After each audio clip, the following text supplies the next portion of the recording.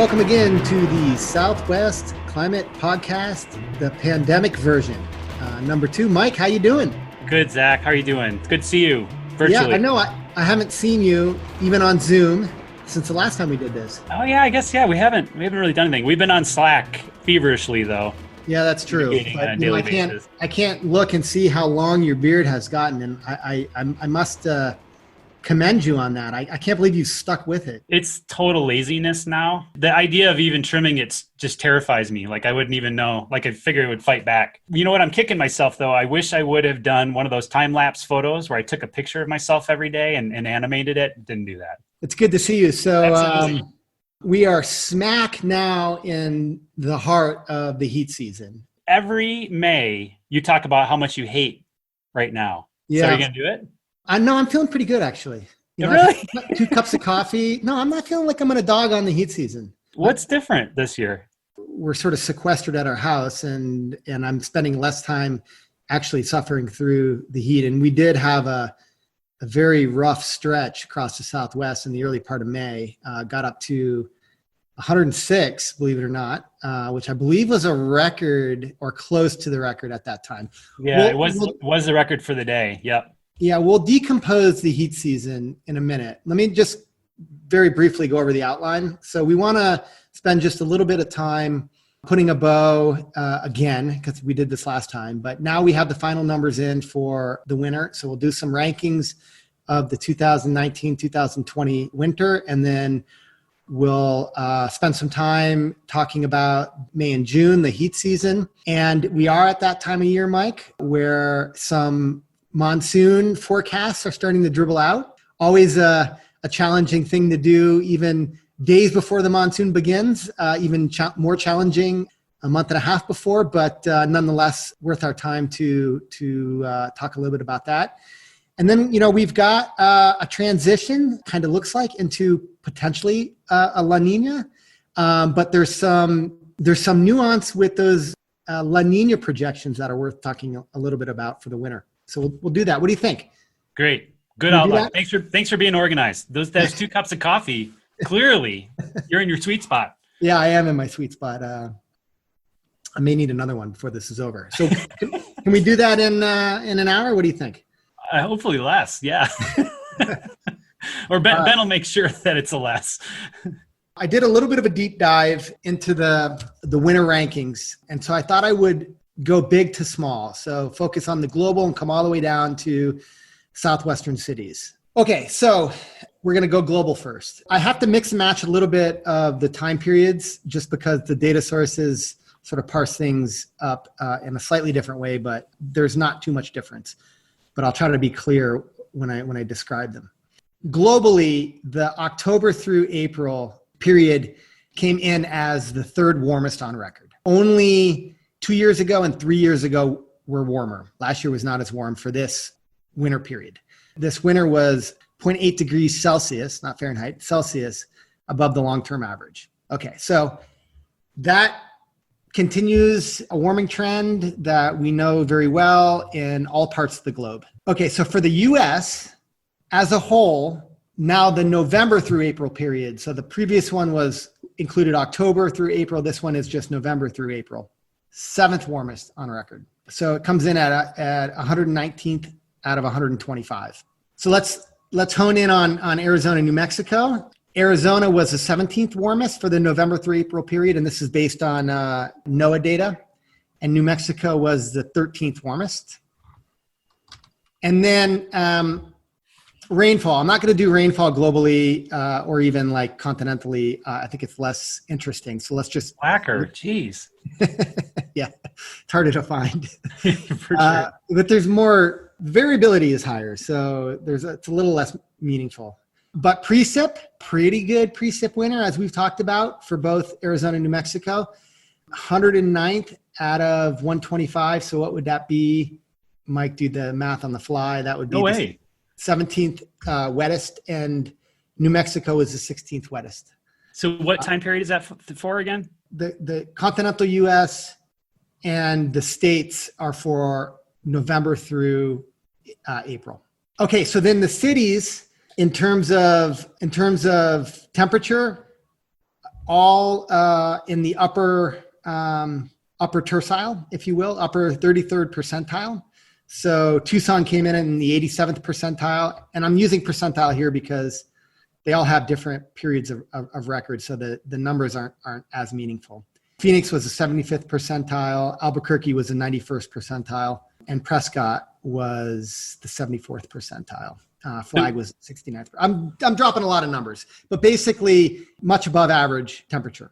You know, with temperature, the one of the points here is that the patterns are broadly consistent. It's not the case for precipitation, but warmer globally, warmer continentally, warmer statewide, warmer individual cities. And then, you know, was also a pretty darn good winter for rainfall across the Southwest. Tucson was at 71st percentile, Phoenix 77th, Flag 76, Albuquerque 74. So all around 75th percentile across the Southwest. So pretty darn good, Mike, in terms of these this aggregate view, and in terms of precipitation, not a lot to complain about.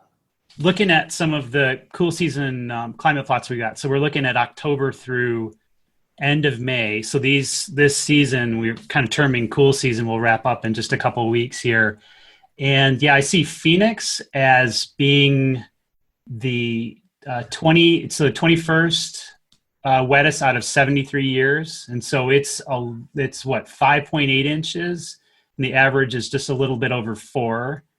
And Tucson is ranks 23rd wettest out of 73 years, and so just a little over 5 inches. So it's probably about a half inch above average. And then Albuquerque, the 30th wettest out of 75 years in their record, above average precip for the end of the year there. They are at 4.5, just about 4.6 inches, just a little bit over the average, which is a little over 4. And then Flagstaff is the 25th wettest out of 71 years, and they are at 15 and a half inches, and their average would be a little over 13 inches. So I completely agree with you on the precip. It's, you know, to me, it's not a gangbuster wet year, but, you know, as kind of normalish as we could get from kind of hydroclimate standpoint. Like if we could do this every year, I wouldn't be disappointed. That's for sure. Well, right. But it also was even more important that we were at least hovering around average, and we were better in a lot of places. But it was even more important given that the winter came on the heels of a pretty poor monsoon season. Yeah. And if you look at the accumulation of precip, you know, Phoenix, Tucson, Albuquerque, Flagstaff, since November, when we had our big rally that kind of kicked off the winter season, that's what contributed to much of the precip totals for the whole Southwest here. We had pretty even accumulations, so we didn't really have too many, if any, stretches where we really dried out and started to fall behind. But the accumulation from November right through even last month has been pretty even and consistent, which, you know, I think has really helped with a lot of things from, I think it's spurred on and helped the vegetation growth that we're seeing with the wildflowers and I think all the blooms. And I think it's helped sort of tamp down the fire season to the very last minute. We're probably entering this phase between now and the monsoon start where we're going to hit that critical mass as far as fire danger. I'm glad you brought up the blooms, because I wanted to ask you, your wife is at the National Phenology Network, and I'm curious because I've been riding my bike and I just don't remember. I think they're ironwoods.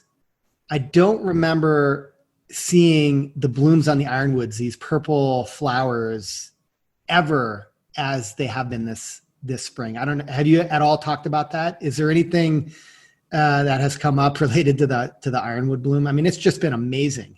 Yeah, so this is a free cross promo for National Phenology Network right here, if anybody's listening. They have some really cool visualization tools on their site where you can go on and pick a species and pick a location and then develop these plots. So it'll tell you flowering intensity and timing going back in time. And so she's pulled a couple up for our desert willow in our backyard. And so we were kind of having the same conversation as far as flowering intensity. It doesn't seem to be more intense, but it's later this year, which is kind of interesting. Really? We Even saw the ironwoods, or I'm not sure about the ironwoods. You'd have to kind of, that's where I'm recommending you check that out, because you could go in there and actually see some of those past observations and see if the timing and the intensity is a little bit different this year. It's just been striking. I mean, it's been a few days out there. I'm like, wow, the Southwest is just so cool. It is. And I think the timing of the precip in the fall and the relatively moderate temperatures and the continuation of some of those precip events has kind of extended and drawn out the season a bit. I mean, that's kind of my take, and that's where the data would be really helpful to look at it. I think that's a good segue, because the temperatures have been all but moderate since basically the first of this month. Man, I thought we were getting off scot-free too. Well, if you recall, and it's just vague in my mind, but I do remember last year's sort of heat season as being pretty mild. If you complained about May last year, we should go back to the tapes. I don't think I could not have complained about May. I don't think you could have either, because I think it was one of the coolest Mays in recent. I think you have to go back to the 50s to find a May as cool as it was, at least in Tucson last year. I don't think there was ever a day in May last year that had over 100 degrees. I'm looking at the data right now. There was 0 days in May over 100 degrees or over. Yeah, so I have this data up in front of me. For Tucson, the mean average temperature in May for 2019 was 70.9 degrees Fahrenheit. That is insane. And so you've got to go back to 1977 to find anything close to that temperature. Yeah. You've got we're not going to have that this year. No, I think we've already ruined that. Yeah. So looking across Arizona, New Mexico, the first 3 weeks of May, in the Tucson area, the maximum temperature has been on average 7 degrees warmer than average. And if you go into New Mexico and in the eastern part of New Mexico and northern part of New Mexico, it's been more than between 8 and 10. The maximum temperature, so the high temperature, has been 8 to 10 degrees Fahrenheit warmer than it typically is. Those are they're high numbers, substantial. What can you tell us about the sort of weather patterns that's been leading to this sort of very hot start to our summer season? Yeah, so we've been talking about through most of the winter season right now, a pretty active weather pattern in this wave train of, upper level low pressure systems and ridges and low pressure systems. And so wherever you are, and this would be the wiggles in the jet stream. And so if you are kind of around a low pressure system, that is going to be cooler temperatures or lower heights coming from higher latitudes, northern latitudes. And if you're under a ridge, you're going to be in the warm. And so what we've seen is that we've had this, again, it's moved around a lot. It's been pretty active. We have had a trough of low pressure hang off of the West Coast and kind of advance and retreat and advance and retreat, split off, become a closed upper low or even a cutoff occasionally. And that's led to a lot of the precip events we saw in March and April and even a little bit earlier in the year. What has happened as we sort of transitioned from April into May was right at the end of the month, the pattern started to shift a little bit, and you started to see over the Gulf of Alaska, that trough kind of retreated back to the west and strengthened and deepened. And then another interesting thing happened on the East Coast. We talked a little bit about the Arctic oscillation this year? It really wasn't, it was positive this whole winter, right? And there was always this discussion of when's the polar vortex going to come back and wreak havoc on the East Coast. And what we saw instead for most of the winter was a pretty tightly bottled up higher latitude jet stream without a lot of those cold air excursions. Well, I don't know what precipitated this, but the Arctic oscillation turned sharply negative and it got really cold and it snowed in the upper Midwest and along the East Coast.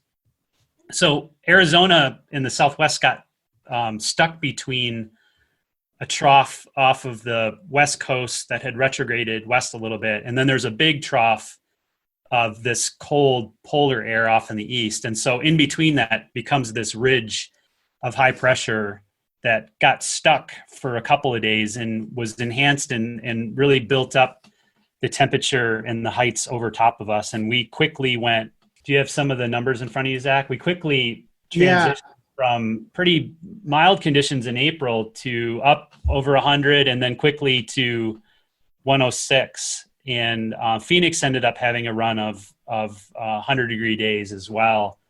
And it was pretty brutal and very quick. It was a really quick transition from, I think, fairly mild conditions into that brutal heat. Yeah, and I think we started the first 10 days. The first 9 days were all over 95 degrees here in Tucson. And that was the first, I think that was not the first time, but it was maybe tied as the most consecutive days above 95 to start with. And, we've had so far, our average, our climatological average for the number of days with temperatures above 100 in Tucson, I think the average is, let me see if I can find this, 3, and we've already had 5. And then Phoenix. So Phoenix is currently on the trajectory of having the most number of days above 100 degrees Fahrenheit. So it's had 15 through yesterday, I believe. And, that's tied for number one with just a few other years.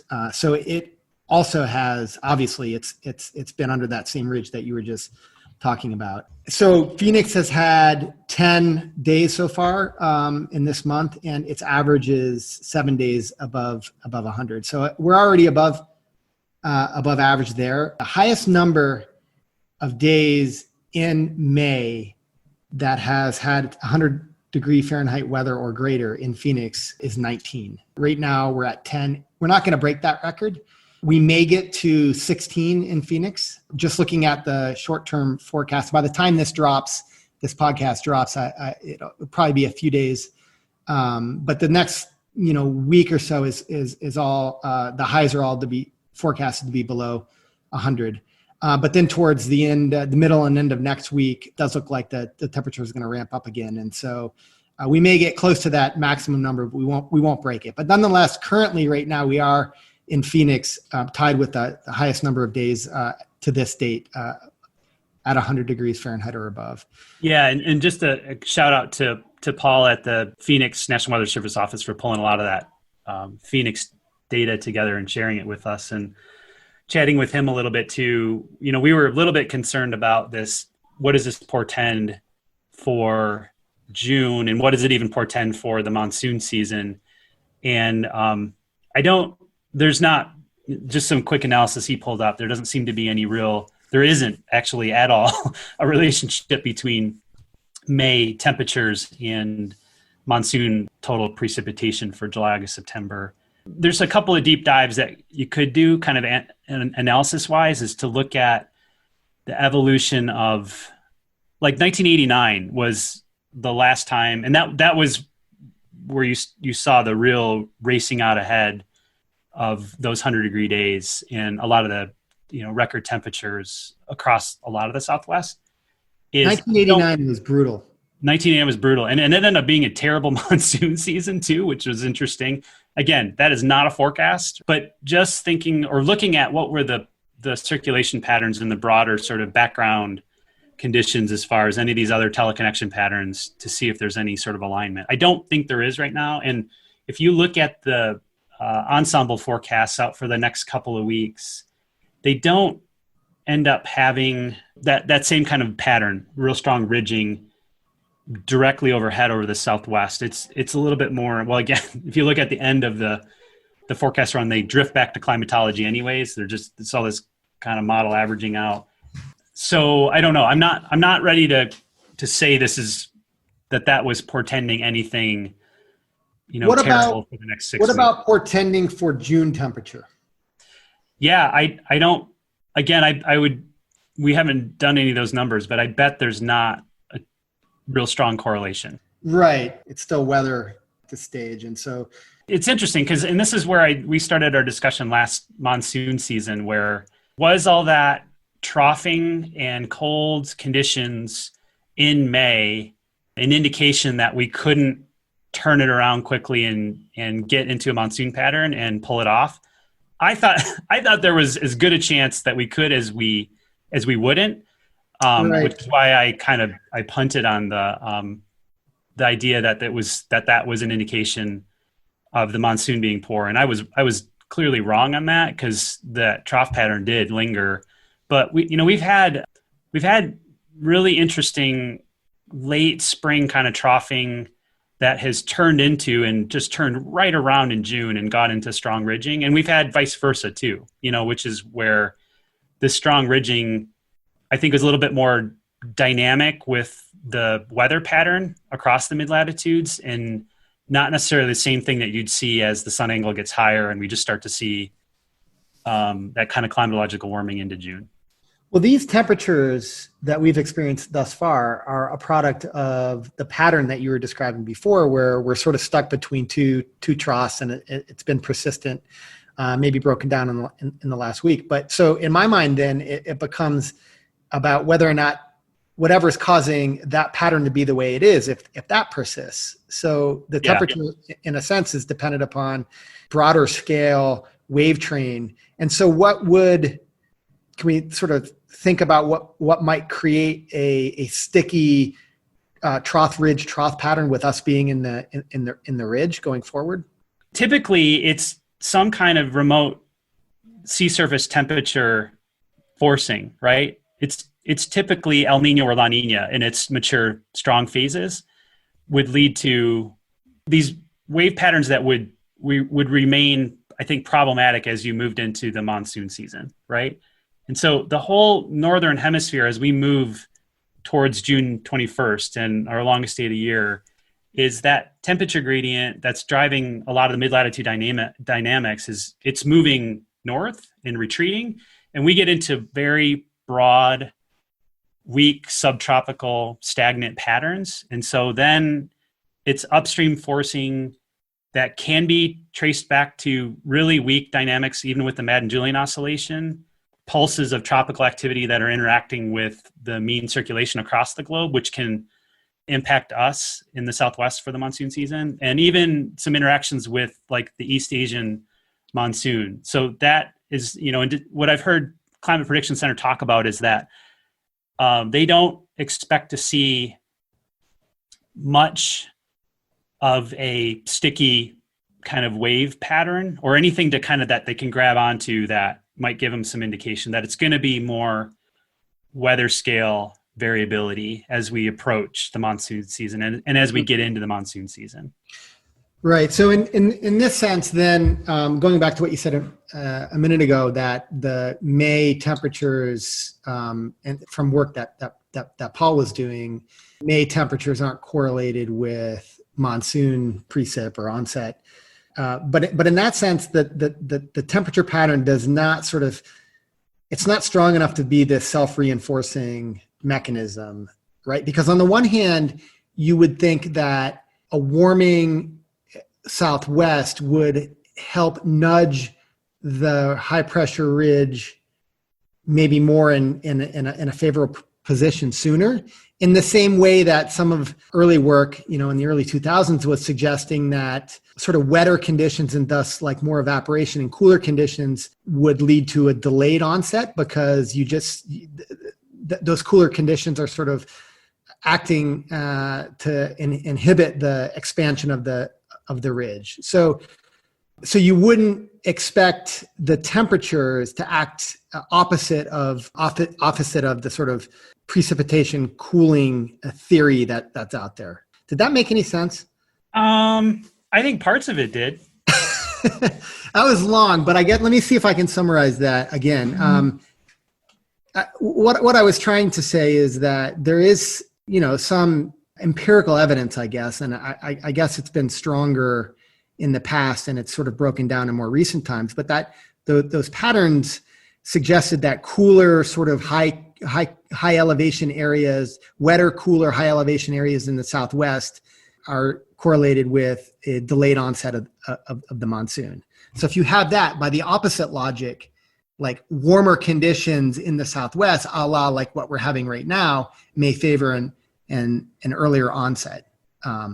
I've never been particularly convinced by the evidence around that sort of antecedent kind of land surface condition aspect to the monsoon. I think if it is indeed a thing, it's pretty minor. Right. I honestly think it's more of a symptom to a broader circulation pattern that it is a cause by itself. Yeah, I like that. I mean, in a way, the land surface feedback is much more local than the sort of broad synoptic or regional scale dynamics that are driving the position of the ridge and these in these trough-ridge-trough kind of patterns that you were talking about before. And those seem to be much more influential, much stronger than, quite frankly, like a smaller, more regional, more local mechanism. There's some papers out there that I've read, but I don't totally understand them. And I really need to kind of study them a little bit more. But there's like even this idea of, is the North American monsoon system self-limiting? Because that same kind of reasoning would suggest that as soon as it starts raining in the Southwest, that it would shut itself down. But that does happen on a micro scale, doesn't it? It does, but it's not for the same reason. It's not, there's not this idea that you're cooling off the land surface, which would then ruin the subtropical high and it would retreat south. You don't see that kind of dynamics in it. You do see stabilization of the atmosphere, and you need to rebuild the instabilities to, increase the convection and stuff like that. But it's not this idea that you're getting this big flux of moisture and it's shifting from sensible to latent heat, which would, change the energy dynamics of the monsoon season. There is some indication that there are some give and takes as far as the energy balance and that self-limitation, but that to me, it feels like it would fit in the same camp as far as having this idea that you've got to, exercise a lot of this land surface or shift this land surface energy budget to get the monsoon going at the early part of the season. Again, I think there's a lot of work to be done in this area, and there could be more of an effect, but I still kind of look back to I think the broader synoptic scale circulation pattern shifts are going to be way more important at the beginning of the season. And we even saw that last year, is that monsoon subtropical ridge really had trouble sticking around in the right spot. And you could look at that wave train around the globe, and it was getting shoved out of the way the whole time. And it left Northwest Arizona, in Flagstaff, like in a perpetual June or late September pattern. They just never could quite get into that season, that part of the middle part of the season. And we even had better luck down here than they did in the northern parts of the state. What's your outlook for the monsoon season after all that? Let's do ours in a minute after, because I think that there's a few early forecasts that we could talk about. And then I think we should offer our reasoning for our version of the monsoon. It's a good question. I want to button up the heat season and just mention a few other things in terms of some of the hazards that will play out. Obviously, this is the time of year where we experience, heat waves, and even like, a singular day in the high temperatures can be quite problematic for a lot of people, particularly those that are working outside.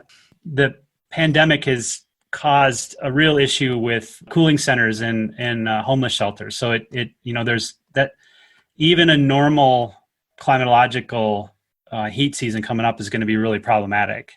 Well, that's actually a good point, and I think I just underplayed it a little bit. In fact, it's probably more consequential. Stay-at-home orders in the summer are more consequential than if people could go outside, because for those that don't have AC and that can't go to public spaces for cooling, it can be pretty harmful. So there are a lot of concerns for public health reasons. But anyway, I guess the broader point I wanted to make is heat is obviously the first thing that we think about, but then there's a couple of other ones that's worth mentioning. One, we're now moving into the height of the wildfire season. Our peak wildfire activity is usually right before the monsoon begins. Forecasts from the Southwest Coordination Center, their outlook for June and July has both above normal fire activity is forecasted. I kind of feel like it is above normal, but that's kind of normal. Or am I wrong on that? No. So I think I watched the NIFC, National Emergency Fire Center briefing from just last week, yesterday, just to kind of catch up on what the outlook was. And it was pretty consistent with what we talked about earlier. And when they first issued the seasonal fire outlook, and they're seeing above average fine fuels in the low deserts. And so that has shifted the fire risk. So what, we had the heat come in the end of April and the beginning of May.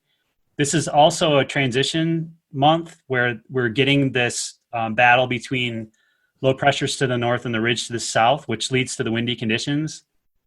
We also have the sun angle increasing in the sky.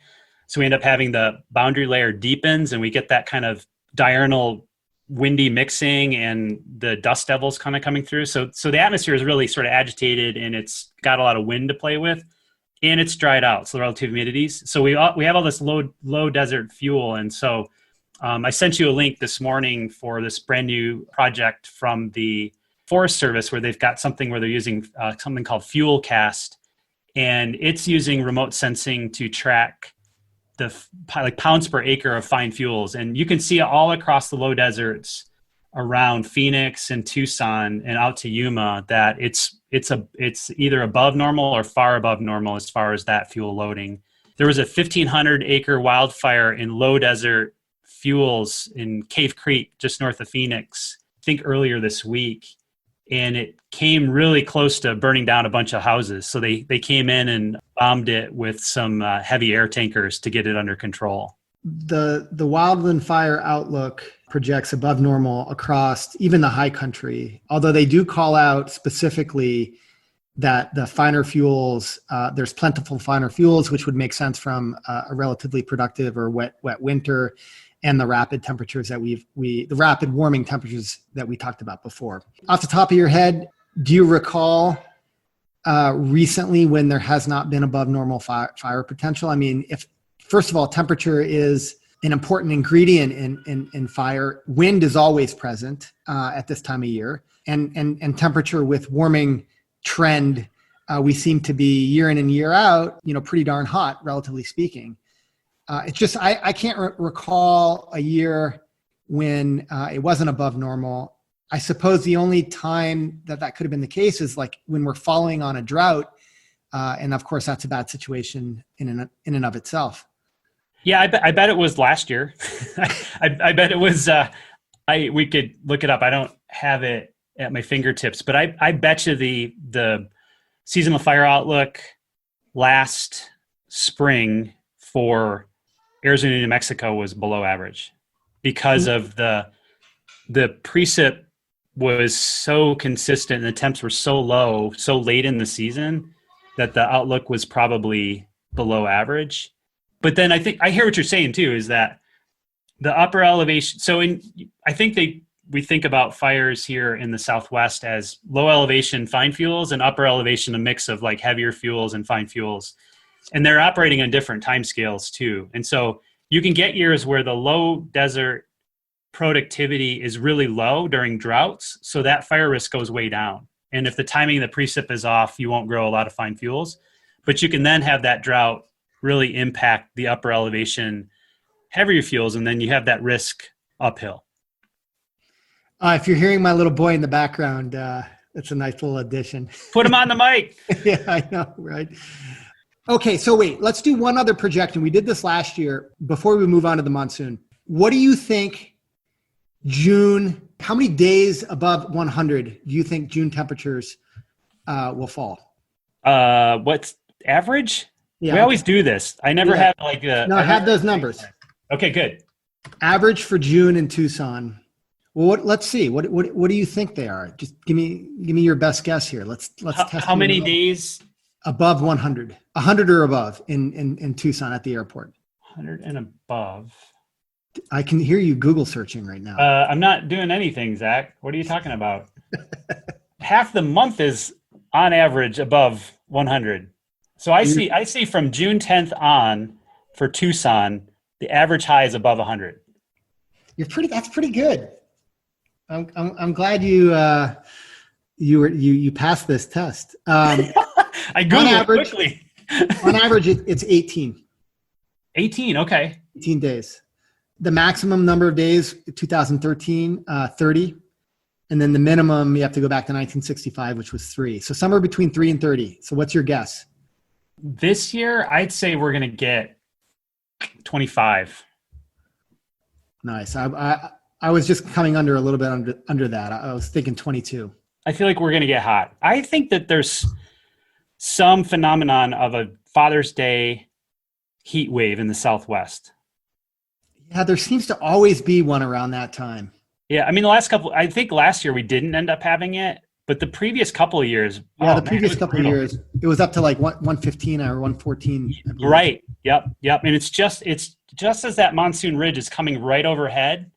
And then, once it gets north of us, we cool off slightly, and then we're usually into the monsoon season by then. Boy, those are the dog days. Yeah. All that sunlight, it's the combination of those two things too. It's like the day won't quite end. All right, monsoon. So we're close enough now that we can wish cast. Yeah, that's what this is going to be. If I was thinking that this monsoon was going to be miserable, I would be miserable right now. Yeah, I know. So we might as well not sugarcoat it, but I'm going to sugarcoat it. All right. All right. So the official forecast, the Climate Prediction Center offers their monsoon forecast. They offer their seasonal forecast every month. To no surprise, they give an equal chances forecast, which is basically saying that the indicators that they're looking at provides no meaningful hedge one way or the other. So we're pretty used to it. We're pretty used to an equal chances forecast from the CPC, in part because the monsoon is pretty darn hard to forecast, Mike.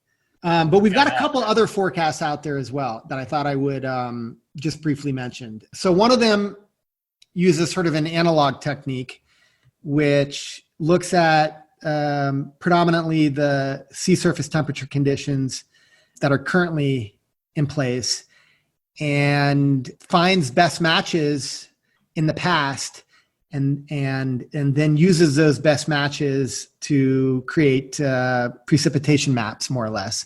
And that's one way to provide insight. Of course, the assumption there is that conditions, the same conditions or very similar conditions in the sea surface temperature manifest as well in precipitation patterns. And that's it's a significant oversimplification of the system. But that forecast, Mike, paints a sort of a dry monsoon season. So I'm not sure how much stock if you have anything that you want to say on that at the moment, but by this technique, maybe the monsoon is drier than average. Any thoughts there? The Climate Prediction Center issuing the official forecast doesn't use one single model output, but they use a suite of different tools and then have to kind of use an expert system where they have to blend and choose and make some. And so what I've heard them talk about with respect to the constructed analog is that I think some of that we're transitioning away from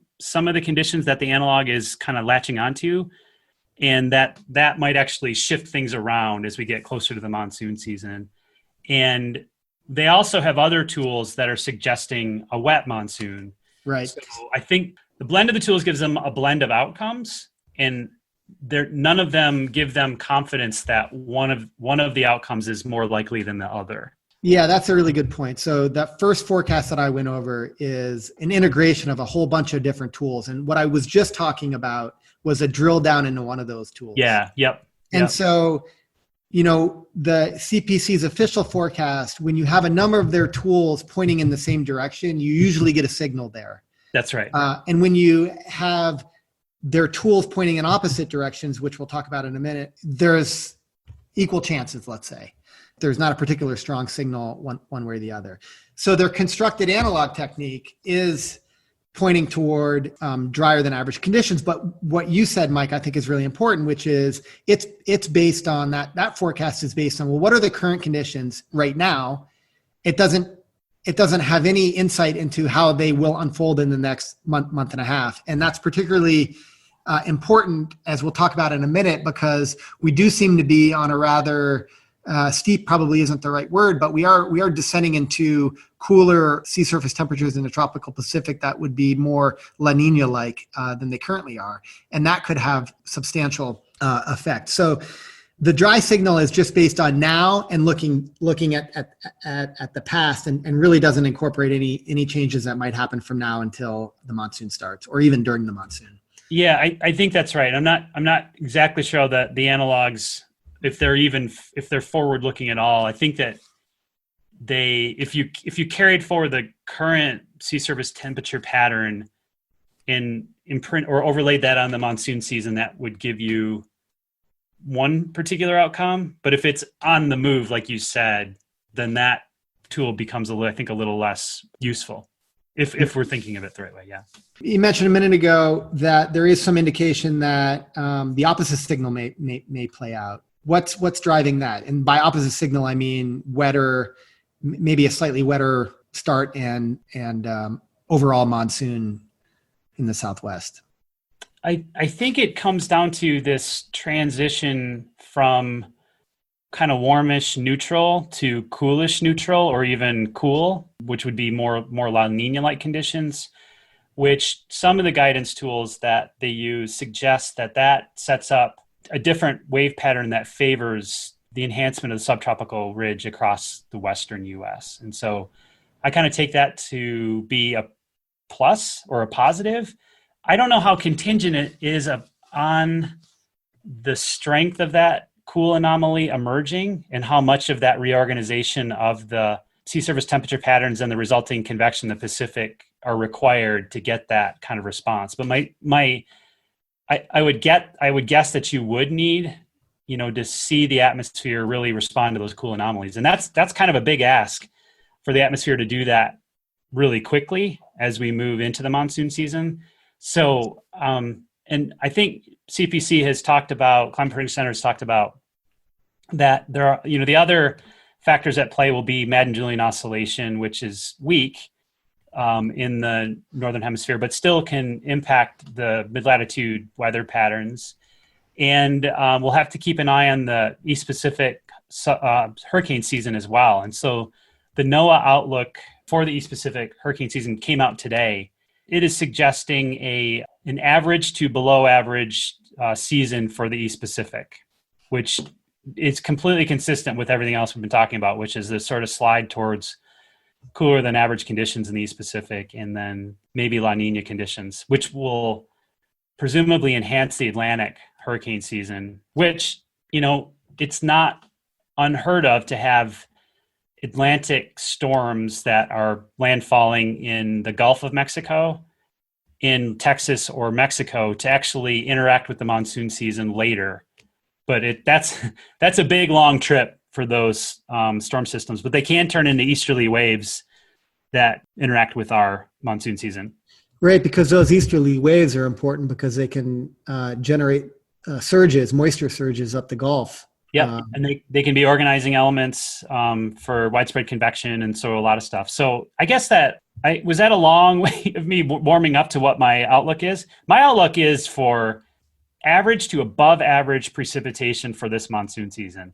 I held on to average, which was I did, and I think we should tell the listeners, like I stipulated before going on air, that Mike couldn't say climatology. That was not allowed, and yet you still did kind of. But I'll give that to you. I'll give it to you. Yeah, but it's also it's a hopeful look. It seems to be that there's enough upside here in the stuff we've been talking about to suggest it won't be a total crash out and burn. But again, I think we're going to have to get to June 15th and start to look at the longer range weather models to see. I think it's going to be that kind of monsoon. It's going to be, as most of them are anyways, week to week.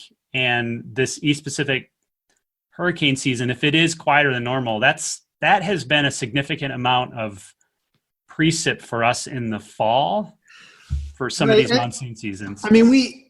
Not to prelude, a conversation that we will inevitably have. I pushed your button in October, or even in September as a recurving tropical storm comes in and we're like, well, it's not really monsoon. And you're like, it's so funny. You're so irritated. I can see it on the Zoom call. It's so good. No, but I want to ask about any signals that you know of between these easterly the frequency of easterly waves and sort of La Nina conditions. Are there, do you know of any relationship there? It's been done. I don't know about it off the top of my head. We should kind of do our lit review for next. I mean, there's been, there's the North Atlantic subtropical high, which is related to decadal variability in the Atlantic sector, which you and I had talked about that. We pulled off that there's some variability there on decades that can relate to those, can relate to the monsoon, I think, through that mechanism. And then there have been plenty of studies on inverted troughs and easterly waves. And I'm sure some climatology's on that too. So yeah, we can look that up. Okay, so you're leaning toward above average monsoon, and I said average to above average. So that's the full middle tercile and upper tercile. I'm shifting my weight towards those two, away from the bottom tercile. Okay, brilliant. Something to hang our hats on.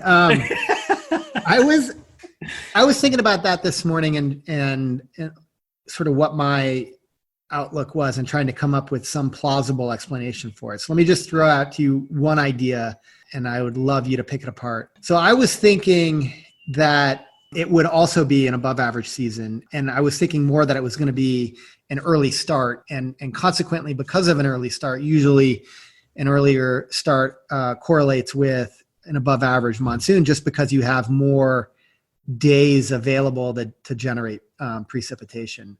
And the reason I was thinking about the early onset was, and you already sort of debunked this, but one, I was thinking that the temperatures would sort of persist, and that we would have an earlier building of the ridge. We've already sort of talked through that, and that maybe is not so much of a forcing mechanism by itself. If there's no feedback there, it'll be more influenced by the synoptic scale pattern. So let's put that aside. The other one is the Gulf of California, the temperatures in the Gulf of California. There's a paper that came out not too long ago that talked about just the relationship between temperatures in the Gulf and monsoon rain in the Southwest. And when temperatures sort of crest, average temperatures sort of crest above 26 degrees C, that's when the monsoon sort of gets going. Or in other words, the monsoon hasn't started prior to the average temperatures in the Gulf getting to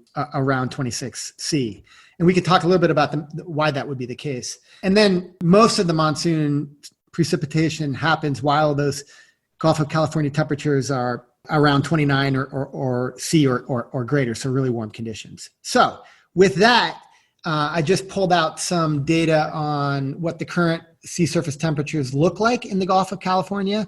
And they're much above average at the moment, somewhere between 2 and 3 degrees C, 2 and 4. And the current temperatures at the base, at the southern extension of the Gulf, they're sort of around 25, 26, so pretty warm, whereas the northern temperatures are a few degrees cooler. So they're warmer than average right now. If that continues on a trajectory, and I guess the question is why would those temperatures continue to increase, or would there be anything to sort of change that pattern in a way? So based on that pattern now, and just sort of eyeball projecting forward, I was thinking of an early monsoon. What do you think of that rationale? Are you going to debunk it, please?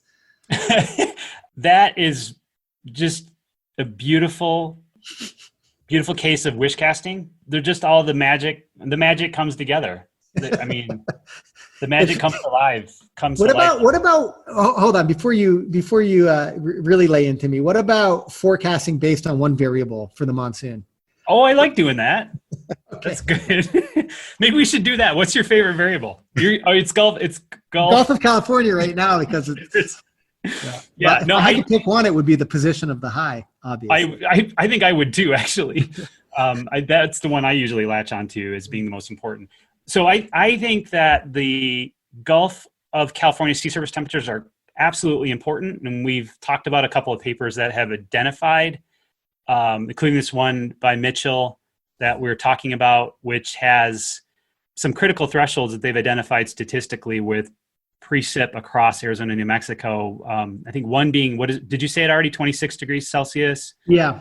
Or kind of, you've got to get to that point at the Northern Gulf. And then really to get into the soup of it is going to be 29 degrees Celsius. So that's quite warm. My understanding of the dynamics of the sea surface temps in the Gulf is not particularly good, but the stuff I've seen in papers is that the Gulf tends to heat up when it's under really stagnant weather pattern. And so it's basically that subtropical ridge building across the whole Southwest, including Mexico. And you stop getting the cold front events that blow down the Gulf of California. So if you get the down Gulf wind events, it's going to cause overturning, and it's going to slow down that warming.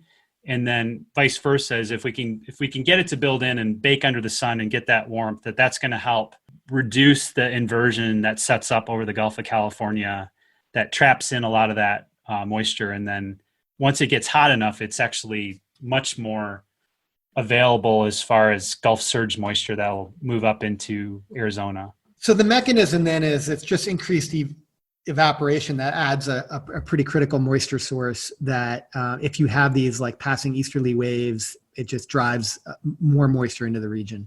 There's a paper that looked at the sea surface temperatures and how if they're too low, you end up having a maritime temperature inversion, which basically traps that moisture in. And as it gets warm enough, that inversion weakens and then basically liberates that moisture. I really hope I'm remembering that correctly. I'm remembering that conversation, and that I think you're right on that. Yeah, it was a really cool paper, and it made sense because it was looking at the either modeled radiosondes or measured radiosondes in the Gulf of California. There's a critical temperature point where you could interact with that moisture, and below that you really couldn't. I expect that sea surface temp will be a bit flaky until we get into that persistent ridging pattern as all that mid-latitude weather retreats to the north. These conditions are all seemingly correlated with the same thing, right? Like it's not the driver. It's not to say that we should be looking at what the temperatures are in the Gulf of California, but it's really those temperatures are also responding to sort of the position of that ridge. It's again, like we can monitor all of these things, and there may be years where something else is going on, that the position of the ridge may be in a particular favorable place, but for some other reason, which I can't, come up with at the moment, but the sea surface temperatures in the Gulf of California aren't like responding in that same way. There could be those situations. And so it is worth monitoring all of these other signs to make sure they're all pointing in the same direction. But we do need to keep our eye on the ball here with what's the mechanism that is of critical importance. And it does seem to be the sort of synoptic pattern of where that ridge position is. Yeah, that's basically what and again, it's simple shorthand for a whole lot of moving parts and pieces. And so I think it by itself is it's good shorthand, but it's not complete. I think it's, right. It's kind of what you're saying too. And I'm just pulled up the global ensemble forecasting system, the 500 millibar plots. So these things will forecast out to 384, and I'm looking at the spaghetti plot right now, and it literally is crazy spaghetti. So this would be at hour 384, which is June 6th. There's no real good discernible pattern here. And so I think as we get into June and we start to look in that 2-week window going forward, as we talk about the next podcast, looking to see where that ridge pattern sets up is going to be really important early on. And it could give us some indication early on if we're headed for trouble or not. I want to move on just because I'm looking at the time. I can maybe ask a provocative question. And I'm sort of now looking at the North American multi-model ensemble, which is a set of models. And I'm looking at it for the monsoon season. And this is one of those tools, or it's a number of the tools that go into the CPC's forecast. But they're dynamical models. And they all say slightly different things. But when you look at their skill, and that this is a measure of how accurate their forecasts are in comparison to what actually happened, there's no skill at this time for the monsoon season for these models, for the ensemble. Zero. We kind of expect that because we've talked about this on this pod every single year, just how complicated the monsoon is. And I mean, that's one of the things that I think bring people into this conversation. It's that there's not only awesome dramatic weather, but scientifically there's just a ton of parts to this, engine, so to speak. But the provocative question I want to ask you, Mike, is, and I know you're not a forecaster, but you do think a lot about the monsoon, but what do you think we'll get to a time when, let's say, we can make in this month, in May, projections of the monsoon season, with as much skill as we can, ENSO forecast, for example, in the winter? Or are we doomed to just make some really important scientific discoveries that show just how complex it is, but really we're unable to, really that the monsoon is just a stochastic system? I think this fits into the whole discussion in literature around weather prediction in general, because this is really weather prediction rather than something that's a slowly evolving phenomenon like ENSO, right? So I think it's hard to compare them because ENSO is sea surface temperature patterns in oceanography and oceanographic and slowly evolving, and has some dynamics that allow us to leverage that slowly evolving part of it. Whereas, I'm trying to use is the monsoon a comparable analog? Well, because of its large scale, because of its seasonality. Well, no, I brought up ENSO not to compare phenomenon, but just to say, think about something with some skill, but not perfect skill, but something with some skill, and also, it is weather, and we can, but what I'm talking about for the monsoon projections or predictions is at a little bit of a seasonal time scale, if you will, out a month in advance, let's say. I don't know. I'm not putting you on the spot here. I'm just curious if you had a take on whether or not you thought we would get a handle on this sort of predictability in a way that we could have confidence in, or that the North American multi-model ensemble would show some skill in their dynamical models, or are we just, it's just a really hard problem? I think that we will inch the ball forward with the NMME. We might get closer to doing things like broad scale seasonal total precipitation under certain conditions like El Nino and La Nina. I think we're kind of already, hinting at that.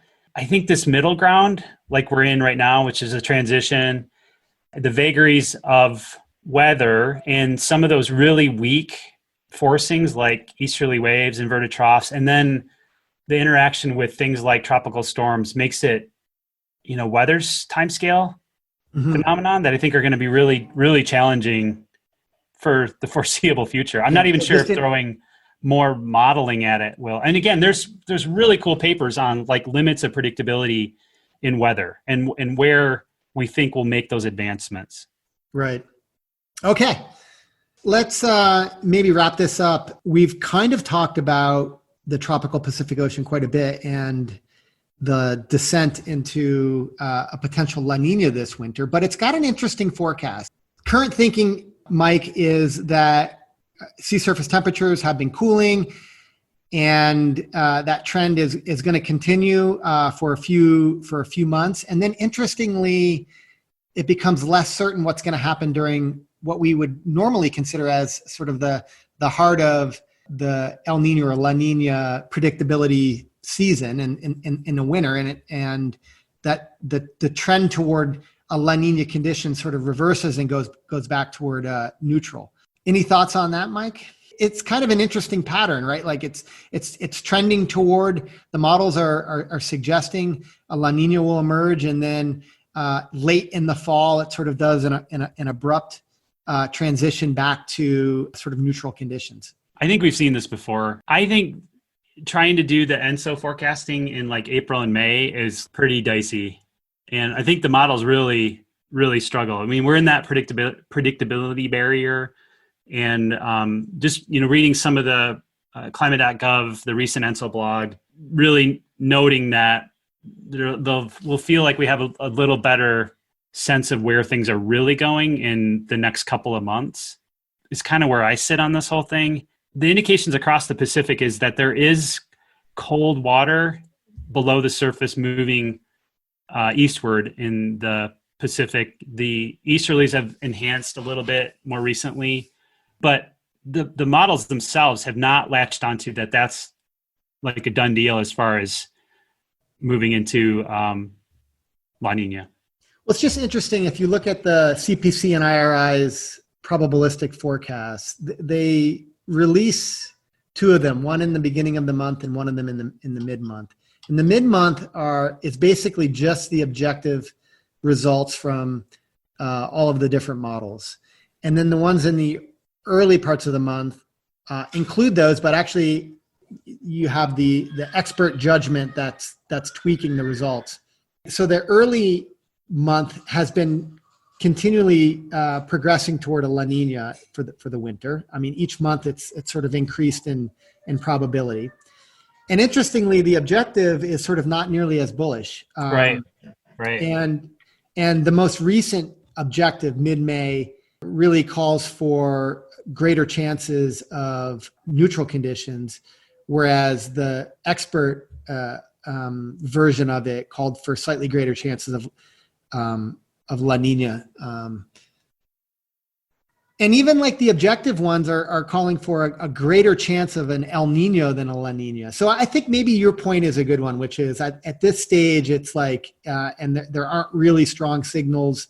We're not heading toward a super El Nino or a super La Nina, and it's just like, it's pretty noisy. And so maybe we ought to hold off. That being said, a lot of the other things that we've talked about are still picking up on what the tropical Pacific Ocean is going to do. So they're in part based on this. Yeah, I know. And that's why I feel like we're in a really big, kind of shrug your shoulders moment, because a lot of our guidance for the seasonal outlooks, even for the summer, are based on El Nino, La Nina, even if it's really weak. We really don't have a lot to hang our hand on, because none of these tools are really converging consistently in any direction. And so, yeah, like to your point, the early May ENSO outlook that you were just talking about, that's the one where the forecasters are tweaking it, right? And then the mid-month one is purely model. So you actually don't know if they're wrestling with, like, if they have some idea that it's more La Nina because they feel like they know better than the models or have some additional information, or if conditions have actually changed from early in the month to mid-month.